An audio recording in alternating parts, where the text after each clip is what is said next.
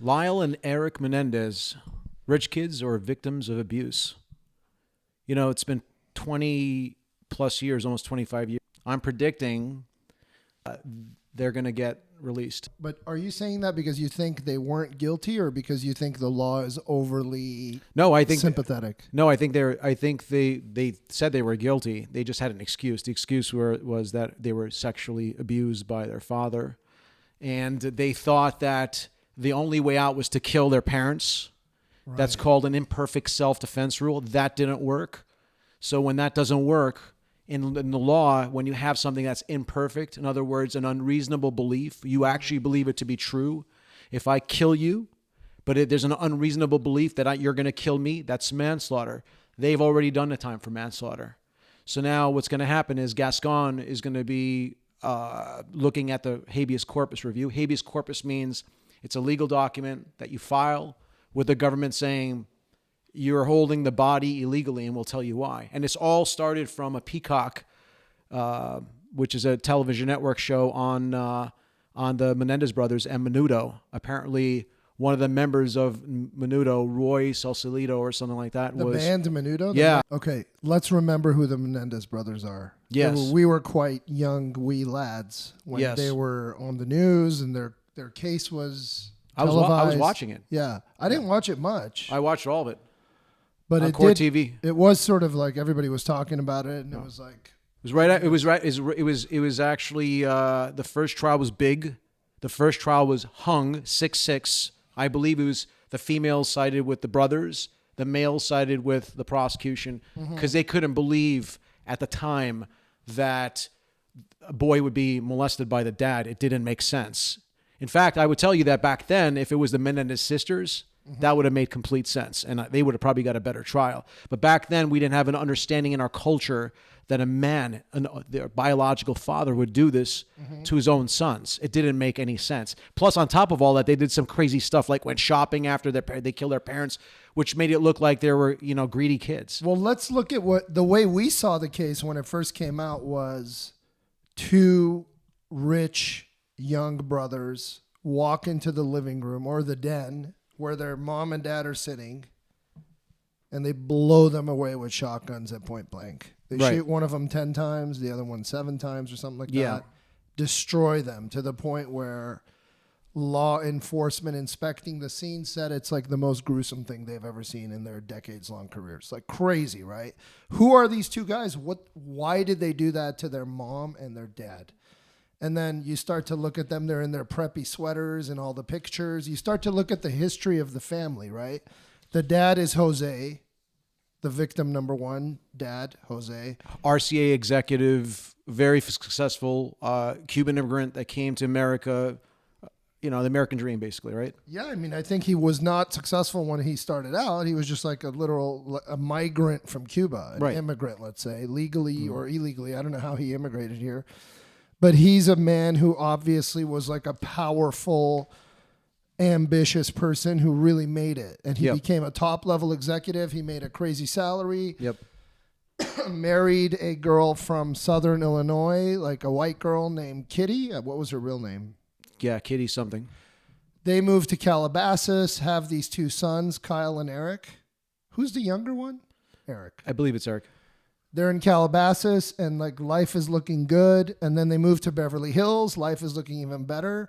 And then you got brothers walk into the den, blow away the parents. Well, they also lived in New Jersey. The kid got into Princeton, and he got kicked out. So then after he got kicked out, they moved back to Beverly Hills. So some bad behavior from both of the boys, right? Yeah, but it seems to me that the bad behavior is based on rebellious behavior based on their molestation. My father was doing some bad things to them. We think, is that proven? Because like in the original case, that wasn't shown to be true. So the original case, Erik testified, Lyle testified. They both testified that they were molested by their dad, and Lyle even testified that he molested Erik, his brother. In that case, they introduced evidence for their cousin Andy Cano, who said that he told him, my cousin told me that Jose was doing this. Also, Diane, there was another cousin, Diane, said that Lyle told me, and I told the mom, and all the mom did was grab Kyle's hand.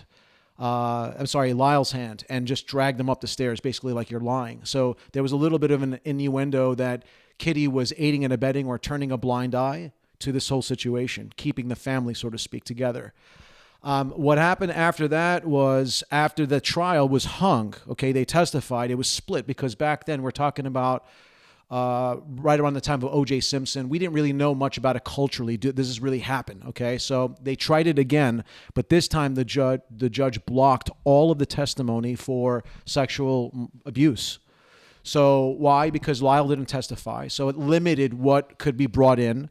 Erik testified, but his testimony was very limited, and they didn't bring in any of the abuse. So all they had was basically them shooting their parents with no excuse. So even at the trial, they couldn't have the imperfect self-defense anymore. They called it lying in wait.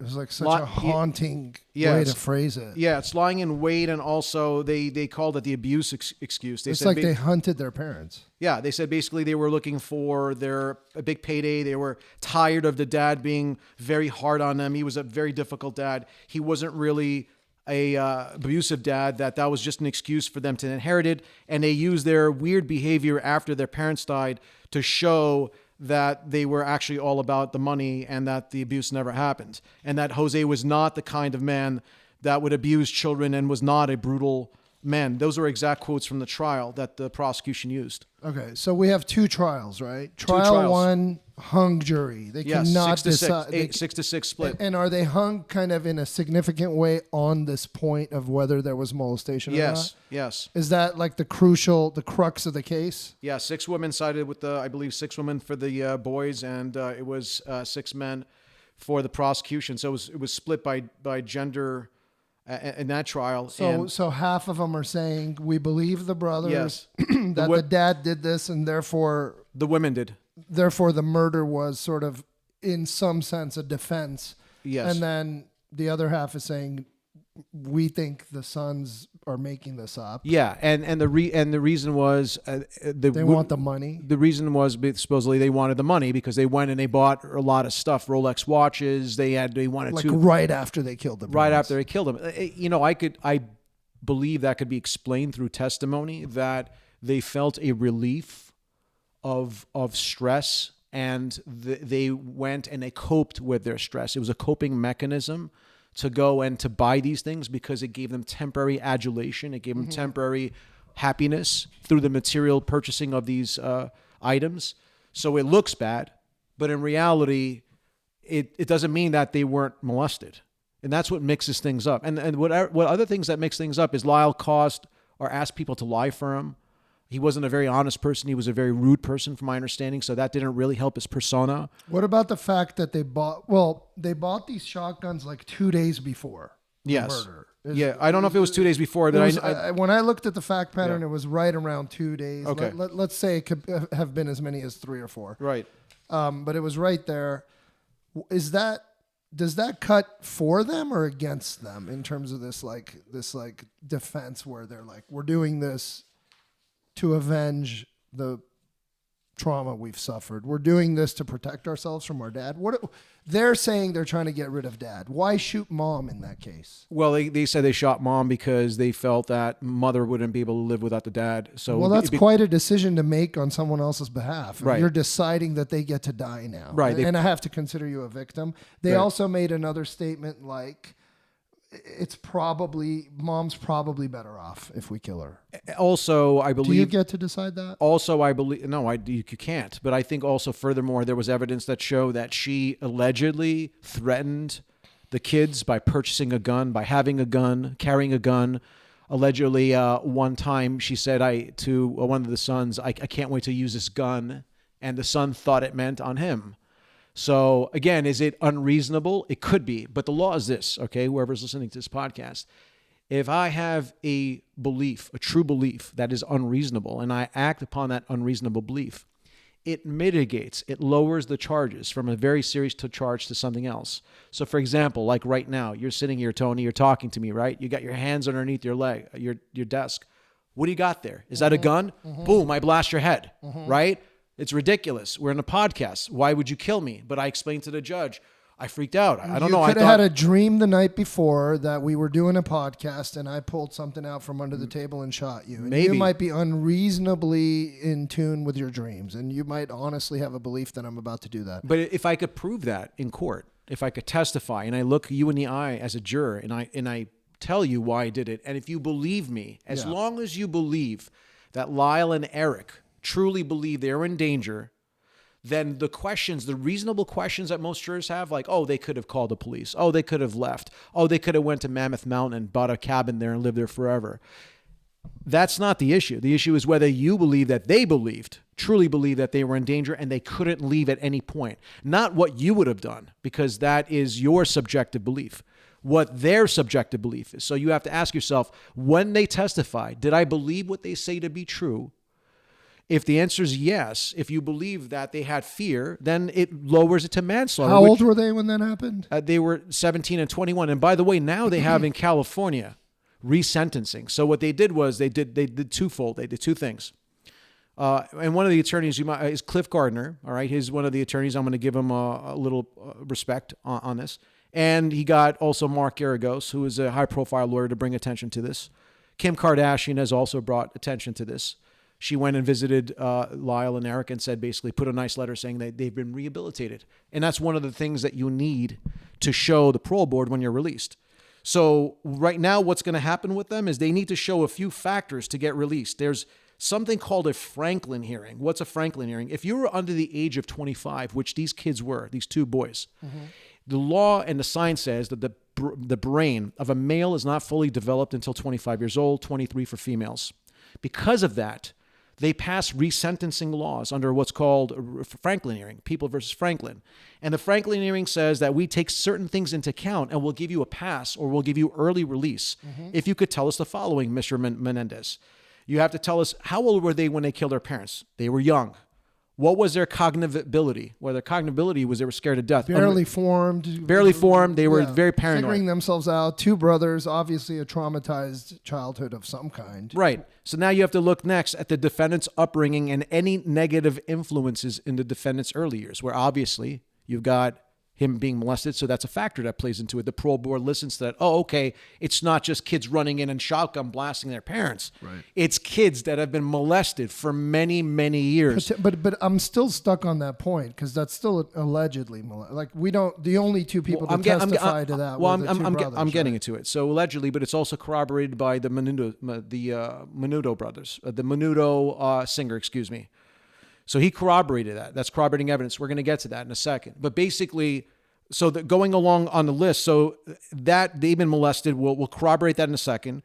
The defendant's mental and emotional state, so they're going to say that, they were really messed up. They really thought they needed to kill him. Their maturity level was very low because they were obviously just, spoiled kids at the time. They did have a record. One of them had burglary. I think they both had burglary because they just spoiled kids going into people's houses, and they had a little bit of a record, so that hurts them. Did they understand the wrongfulness of their conduct? The answer probably is yes. Was there any diminished culpability? Yes, because of the circumstances of what happened to them. And then the last thing is, have they been rehabilitated? Now, let's go into what you said. Very important question. You said, well, how do we know if they've been molested? The first trial and the second trial, all you had is the cousins, Andy Cano, you had Diane corroborating what Lyle told them. But, Lyle told other cousins to lie for them, so maybe the cousins lied. All right? I get that. But here's the thing. The singer from Menudo, a boy band in which Ricky Martin is from, all right? That's where he sprung from. Yeah. There's another guy named, I don't know what his name was, Rossi or something like that, came out. They did a Peacock series where he basically said that Lyle and Erik's dad, Jose, molested him for a week. So bad. Now, not molested. They had non-consensual sex. He was 14 years old, and he had pain about his body where he couldn't walk for 1 week. It was that bad. Mm-hmm. The sexcapade that he had with this young kid, okay, for 14 days. So now you have Lyle, his statement is testimony. You have Erik's testimony. You have the cousin's testimony. Then you found the cousin's letter, Andy Cano's letter in his closet that was just found. Listen to this. It was just found a couple of years ago. Apparently the kid died of an overdose. Mom's cleaning his closet, finds a letter. The letter says some crazy things, Tony. Well, you know what the letter says? It says, I've been trying to avoid Dad. It's been happening, but it's worse for me now. Every night I stay up thinking He might come in. I'm afraid. He has warned me several times about telling anybody, especially Lyle. I've been trying to avoid that. It is still happening, but it is worse for me now. He's crazy. So the timeline is, and you're hold on. This is Erik saying this, writing it to Andy, the cousin. So Erik is writing a letter. Again, yes. One of the defendants is saying, the guy is saying, my dad did this. Yes, and the letter. And the timeline could be easily verified by the things that he said, like he's taking tennis lessons, he's doing this. There's an event of a birthday party with his cousin, and so they can nail it down to the timeline where he is. So he's basically telling him that he's been molested. So you have Erik's letter, you have the Menudo testimony now. That's corroborating evidence. That means these kids were right. They were molested. Now, did they have a right to kill their parents because they were molested? How old was he when he wrote that letter? Did he write it right before he did the killing? Or did he did he write it 7 years before? The timeline was years before. Many years before. It was many years before, yes. He wrote I believe. letter. That is my understanding. Many years before. It wasn't that year. He didn't write a letter, buy some shotguns, and then kill his parents? Apparently, according to this, it says his younger cousin, Andy, received a letter from Erik approximately 8 months after the shooting, and he told him about the molestation when Erik was 13 years old, and there was a closing argument. But hold on a second. That's the letter that I'm talking about was found recently. There was another letter that was found in Andy Cano's closet, which basically says and corroborates in his handwriting that there were alleged abuses going on back then. So all I'm saying, listen to this. Let's just say they were abused. Let's accept that premise. The question becomes now, according to the habeas corpus, was Erik and Lyle victims of sexual abuse? If the answer is yes, then the jury has a right to listen to that sexual evidence that we now have and determine whether or not there was mitigating evidence. In other words, were they provoked? The answer could be, yeah, they were provoked because they were victims for many years. Did they have a belief that they were going to get killed? They might have been provoked by their father if you accept the point of molestation. Let's accept it for a second. Let's accept it. They were molested. I'm with you.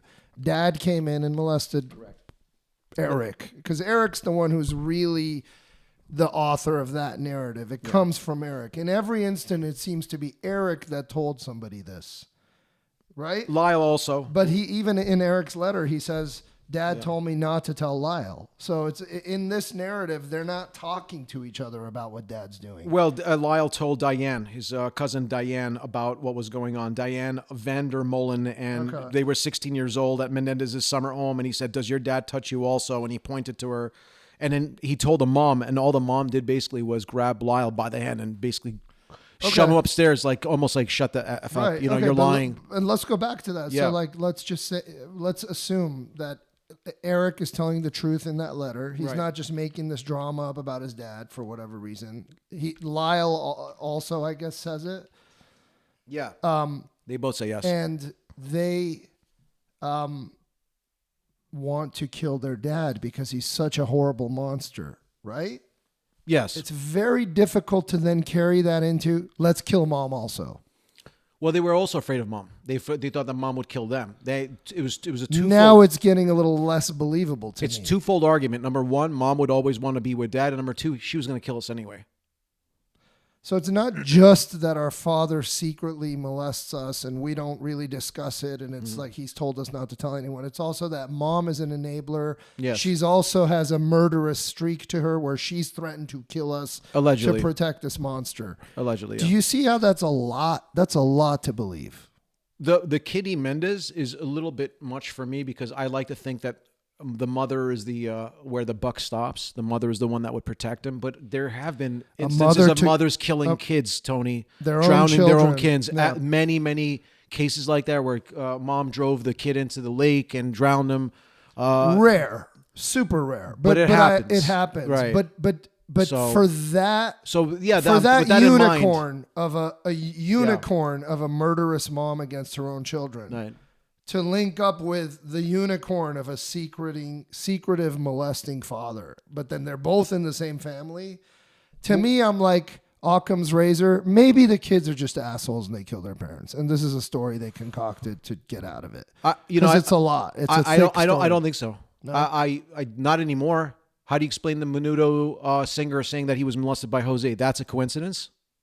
He's saying that the sons told him that they were molested. He's No. not saying that he walked in on molestation. No. He's saying that Jose molested him. He himself. He's saying that he was molested by Jose. Last year, I misunderstood the you. brothers sir. filed a petition based on a Peacock docuseries called Menendez and Menudo, Boys Betrayed, which includes allegations that their father assaulted a former underage member of the 1980s boy band Menudo. So who's making the allegations? It's interesting. The boy, Roy Sausalito. Well, that's his name. He's coming out and saying, "Wow, this happened to me too by the same dad." Yeah, that's interesting. I saw the video. To me, that's game changing. Yeah, of course it's game changing. That makes me change. It's game over. Yeah, that's too much coincidence. Now, if you take that out, it still bothers me that the mom is a murderous, homicidal not mother. just that. Oh, so forget the murderous homicide. How about this? The mom knew, did nothing about it. How do we know? Because Diane testified at trial that when Lyle was 8 years old and told him about this incident, the mother took him by this hand. It says right here, he took him by this hand and brought him into his room. All right. So Diane testified. She was 16 years old. One night, Lyle was 8, came into her room. He was scared to sleep in his own room because Jose Mendez, according to Lyle, was touching him. And he asked Diane, does this happen to you? And then guess what the mom did? Angrily dragged Lyle upstairs by his arm. She testified to that. So think about this. The son is saying, Dad did this to me. Or the cousin saying, by the way, ma'am, Auntie Kitty, Lyle just said he did this. Would that be your reaction from your wife or my wife? Was it Lyle or Erik? I'm just curious. This was Lyle. Would that be the reaction of anybody's wife? Or would a normal wife say, what? Look into it. It just seems strange that she completely got upset right away, discounted it. So look at it from Lyle's point of view. Lyle's point of view is she's aiding and abetting this person that's molesting me. And according to the boys, that she had a gun. She was fond of getting guns, and she allegedly threatened and said, I want to use this gun, and insinuated that she wanted to shoot the gun. And they thought it was because she wanted to shoot them. Now, whether or not it's reasonable or not, think about it this way. If you're a victim being abused over and over and over, your mindset, your brain is not the same, Chief. It's 100%. Not the same. You're thinking different. You're looking at how you would want to kill them. You're looking at your mom different. You're looking at your dad different. The way they look at you, the way they think. You're becoming paranoid. That mindset needs to be told to the jury. So the jury says, I get it. I wouldn't have done it, but I understand why they did it. They should go away for a long time, but not for murder, not for life. It should be manslaughter. Guess what? They already did the time for manslaughter. They what? They already did the time for manslaughter. I get it. Yeah, no, I get. You're not saying they were innocent. You're just saying neither they've done enough time given the circumstances that they were under, which I think is understandable. And the Franklin sentencing factors, rehabilitation factors, they've been rehabilitated. They've been doing really well in prison. Model prisoners. 24 members of their family members have given letters saying they want him to come out. Wow. All right. That's big, right? That's big, Kitty's family. Jose's family members, Kitty's brother, no. Kitty's brother was like, hell no. Obviously, you're going to have one or two people that don't want him out, but a majority of them do. Holdouts. So the thing is, at this point in time, and I'm a criminal defense attorney, let me tell you this, all right? I have clients that have already served time for murder, and they're out already. I've been doing this 25 years. I've gotten deals 20 years ago where my clients are already out on parole. All right, they got 20 plus years. Right. You get paroled after, and they're out. Right. Okay. They did their time. They did their time. You could argue they paid the fair price. They paid their debt to society. Their debt to society. Some would say, though, the person who's missing their family member would be like, the debt's not paid. But the whole purpose of the debt is to not only do time, the time out, but also to rehabilitate. We're not doing warehousing. The American justice system isn't about human warehousing. It's about rehabilitation. So at some point, ideally put, yeah. So let me put it to you falls this. Far let me short. put it this way: if I'm 15 and I blast you in the head right now, do you think I should stay for the rest of my life till I'm 100 years old and die in prison for a mistake that I did when I was 15? Or do you think that at 30 plus years I could be rehabilitated and I could deserve to go back and integrate into society? Right? Otherwise, just do a no parole policy. Everybody gets no parole. And nobody will ever be paroled. You'll just put them away forever. And that's human warehousing. So what we want to do is we want to help people get back into society. We want to teach them a lesson, but we don't want to be cruel as a society either. We're weighing multiple factors, and these are victims. Remember, you just put victims, two victims of, and if these were the Menendez sisters, do you think that society would look at them differently and say, all right, enough is enough already? Don't you think they would have won the first trial if they were sisters? They would have said, "Of course this happened." I think sisters or brothers. Or how about if it was one brother and one sister protecting the sister? I don't know that it makes that much of a difference to me, the gender. What makes I do. For me personally. Oh, my God. I look at them the same, but what makes the fact pattern really different for me is the molestation, the allegations. Well, that's what I'm saying. I mean, if it was sexual abuse. That's what I'm saying. If it was girls, everybody would believe it right away. It would have been a done deal. But it was hard to swallow because they were boys. So they had that against them. It was a cultural... That was more true 5 years ago or 10 years ago. 20 years ago. Yeah. 25. The fact that girls were more believed. Yeah. It was nowadays, I think it's kind of... I'm not saying nowadays. I'm saying back then, the reason why there was a cultural prejudice against people that made these allegations. Especially back then. Yeah. So we got to look at it through that prism. Mm-hmm. We have to look at it through that, that glass, that viewing glass. So what I'm saying is, they were absolutely, in my opinion, I'm not their lawyer. I'm not getting paid for this. All right. I have no connections to Garagos, to Cliff Gardner. These guys were absolutely, based on that testimony from from Menudo, corroborating evidence is there. That's not a coincidence that Jose Menendez molested the Menudo member and did not molest his son. That's interesting. That's an outrageous coincidence. So if we believe that coincidence to be true, then we have to say they are victims and is enough? Let me try to argue the other side just for the. Go ahead. We're just having fun here. All I mean, in terms of we're talking about something, we're not working on this case. Right. You're not in any way related to the case, so we're not really affecting it. But there's a possible timeline here where those young brothers had just heard about the dad doing something with that Menudo guy. They might have heard about the dad doing something bad. Like he may not have done it to them, and I don't know. I'm talking here.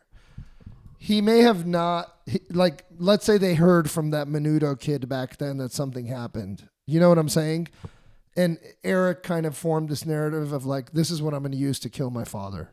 Because it's just the killing the dad and the mom, the planning of it, the purchasing of the weapons. This is the stuff that doesn't sit right with me. And from 8 years old, they're conspiring at that point. But it wasn't at 8 years old. It wasn't at 8 years old. No, he was. It was. Lyle was 8 years old when he came into the room of his daughter, Diane Vandermolen, and said he was scared to sleep in his own room because Jose was touching him. Okay. At 8 years old. I take it back. So, okay. so I'm having a hard time with that. So he's not conspiring from like 8 years old. It's hard to defend that side, even though I'm trying hard. Yeah. And also, Andy Cano testified that when Erik was only 13 years old, Erik swore Andy to secrecy and told him that Jose was massaging his genitals and asked him if Andy's father did the same. They're not conspiring at that age to kill their father. They're just relaying information that happens to be true. And everybody for the podcast, the person's name is Roy Rossello. So Roy Rossello is from Menudo. Roy Rossello is getting molested. Their kids are getting molested. Okay. Is this all a coincidence? No. So now we agree. I got you on my side. You got me. I feel like all right, good. That's so now, just too much. So now that I got you on my side, my question to you is: that mom's the homicidal mom. If you believe that Diane told Kitty and accept that she angrily dragged Lyle by his arm, what does that tell you about Kitty? That she's trying to accommodate and aid and abet her husband. All right. So again, maybe to protect the image of the family, she's on the rise. Like societally, they're going to Beverly Hills. Sure, she doesn't want that all to fall apart. Of course not, because of some loudmouth boys that want to tell the truth. I guess. So now let me ask you: is it plausible that happened? That Kitty did that? Yeah. So then you've identified that even though the death was unreasonable, you believe the boys. You identified manslaughter. Manslaughter is it's a provocation. If it could be an unreasonable provocation where a homicide occurs, and they were provoked based on what happened to them for many, many years. It feels like the charge for murdering or killing the father should be harsher than or vice versa. Killing the mom is a harsher punishment in my mind. Well, yeah, they could still go after. They could have let her live. That's the argument. She wasn't doing this abuse, physically. But she supposedly the evidence was she supposedly threatened them to kill them, and she aided and abetted them. And the jury has a right to decide whether or not, in their mind, whether it was believable in their mind, not in your mind. You and I agree we wouldn't kill the mom. We'd never kill our moms. But were they that scared? If you say I wouldn't do it, but Lyle and Erik would do it, and I get it, then you're saying manslaughter. Okay, so let's say they're 21 and 17. They have shotguns. Right. They have cars. They can drive. Yeah. They're not in the room with the mom. Right. Where they're trapped. They wait for the right moment. Yeah. Pounce into the room where the mom and dad do not expect it. Yes. Shoot them and kill them. Yes. It's not like they were chased down, cornered, and shot in self-defense. They planned it, lied in wait, Yeah. and then stormed the room and ambushed the two parents Yes. who were sitting down and killed them. Yes. So if you ask, could they have gotten away safely? Yeah, they could have just driven away. They could have just avoided this whole thing. Well, They here's could my have got away from Kitty and Jose. So the counter would be the expert would tell you, the psychologist would say, well, yes, but you have to step into their mind. And then in their mind, Kitty and Jose would have found them wherever they went. They would have located him as a very powerful RCA executive, and they would never, ever be safe in their minds, wherever they were, whether they were in Cancun, whether they were in Mammoth Mountain. They would always think that dad's going to come get me. So in their mind, they had to eliminate their parents. Twisted, messed up. I don't agree with it, but that's the mentality. And if you believe that mentality, do you believe it? Yes or no? If the answer is yes, you wouldn't do it, but yes, you believe it. So either they honestly over. had that twisted mentality, Yeah. or they're making it up to save their ass. So Roy Brasello is just a coincidence? No, I'm So- just saying in terms of whether I believe they subjectively thought that. Right. Well, They that's up to the jury to they either are decide. lying or not, right? Right. If they subjectively thought that, they had a little bit of a crazy streak to them, let's just Yes. say. Was there any evidence of such crazy streaks before? Just a burglary. They committed burglary before together. They went inside rich people's homes in Beverly Hills and just took out people's stuff and sold it. That's about it. So they had a little bit of delinquent behavior, a little bit of juvenile behavior, I should say. But do I think they were the kids that were just wanted to kill their parents to get the money? No, I don't think so.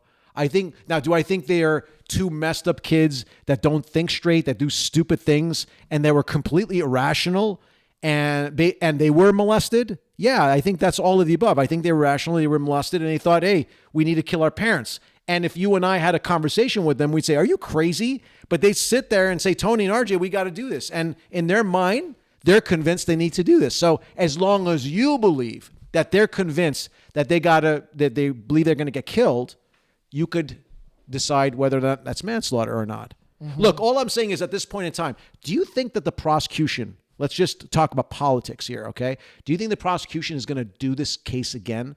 Half the people are gone.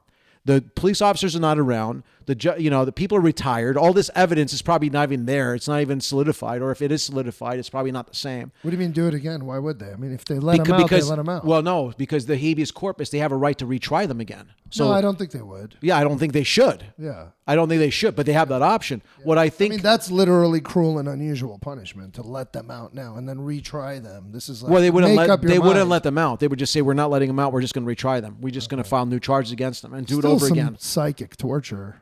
It's a little bit psychic torture. Why do that? Just either let them sit in jail but they did that with Danny Masterson, I think, right? Danny Masterson was accused, and they put him in custody, and they took him out. They do it all the time. Just different parts of the law, not in conjunction with each other. So basically the prosecutor's going to decide, do I let Erik go? And I know he's going to do that. I'll tell you why.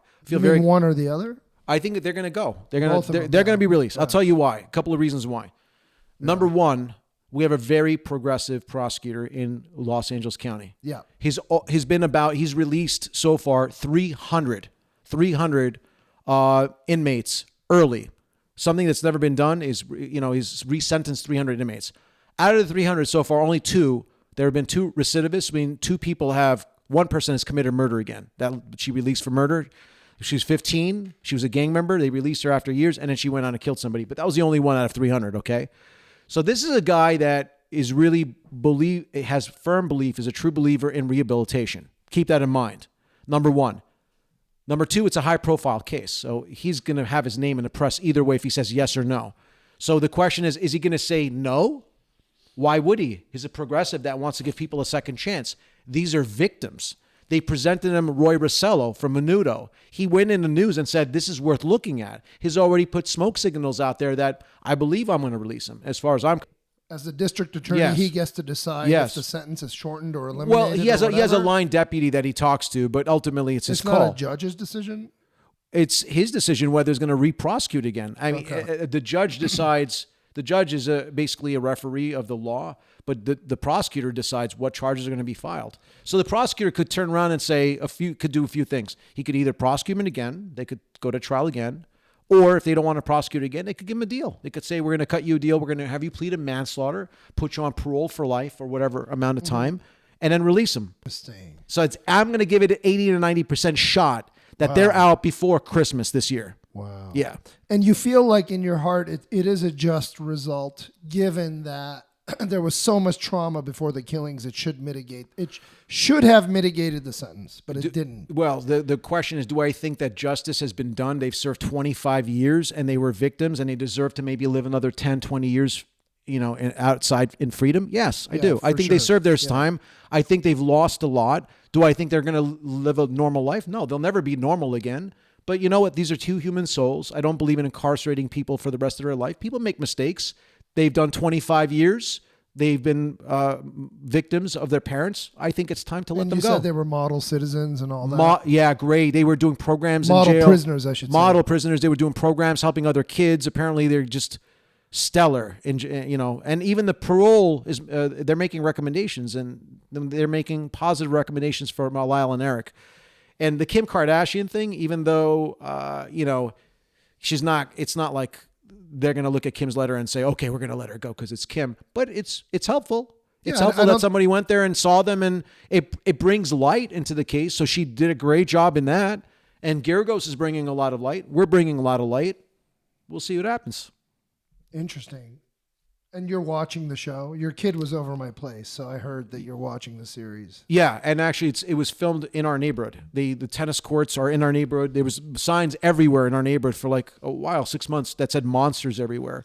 How accurate is it to the facts that you know? I mean, it's never going to be super. I haven't watched the show yet, but now I'm excited to watch it after talking to you. Yeah. But it's on. You said it's Peacock. Where is it on? Now it's on Netflix. Okay. The Peacock series was Monsters.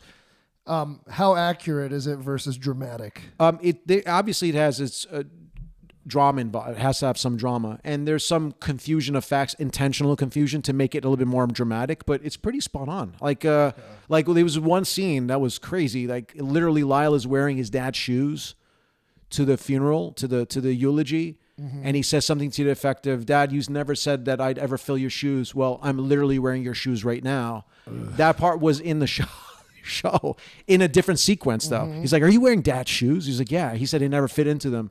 So that part is real. It's just it's a little off here and there. It's tweaked, but it's pretty accurate. It's funny you say that, and we're going to wrap this up in a sec. But I did, in thinking about what the motivation these brothers could have had, right?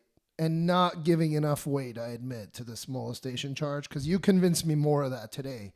Before I was like, well, yeah, obviously they're going to try to defend themselves in whatever way they're going to mitigate. But I tried to come up with what is the motivation for them, and it just felt like you have this immigrant from Cuba who's Jose, who's this immigrant mentality, hardworking, tough, probably right-wing type of guy. Like, right. Cubans tend to be very like pull up by your own bootstraps mentality, right? They know how to do that, and they relish the freedom of this country to do that they don't have in Cuba, which is why they come here and they kick ass. So you got that as a dad, and then you're growing up kind of rich in Calabasas and then Beverly Hills. You feel a little, it's hard on a kid like that in trying to step into your dad's shoes, right?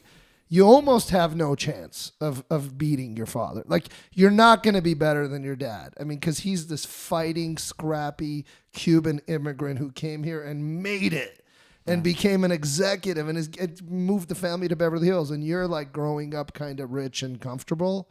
So I was thinking, is that the trauma that these boys had? Is like, they're never going to live up to what their dad expects from them? And is that it? That's part of it. That's part of it. But is that the sole reason they killed him? No. Is there part of it that makes them feel good? Like, my dad was very hard on me and I'm glad it's gone in that sense. Maybe that was an ancillary benefit, side benefit that they got. But I think the initial primary reason was because dad is molesting us and mom's got to go because she's been threatening us. We don't trust mom anymore. We can't trust our parents. Right. We don't know what's going to happen. We only have us, Erik and Lyle. That's all we have. So that was their mentality. And I think because of that, if the jury heard the evidence that we discussed, Roy Rossello's evidence, Andy Cano's new letter that says, I'm afraid, please help me. Today, there's no question in my mind it would have been either not guilty or a hung jury, and then they would have found him guilty on the manslaughter charge. There's no question in my mind. In which case, they would be getting out now. Yes, they would have been done. Actually, arguably, they did more than manslaughter. I think manslaughter is 11 years on the high term. So they've done more than that. Well, they would get consecutive. So they get 11, 11, 22. Yeah, they've done more, even with the consecutive time on both. Wow. They've done their time. It's now time to get out and see what happens. I think they'll. That's good news for them. You're calling it. Yeah, I think you know what? What's going to happen is they're going to do a lot. I'm predicting they're going to do a lot of television interviews. It's going to be all over the news. Why did you do this? They're going to talk about it. Podcasts. Yeah, podcasts. This is going to go on. It's not the end of the story. I'm sure we'll see it. Yeah. All right.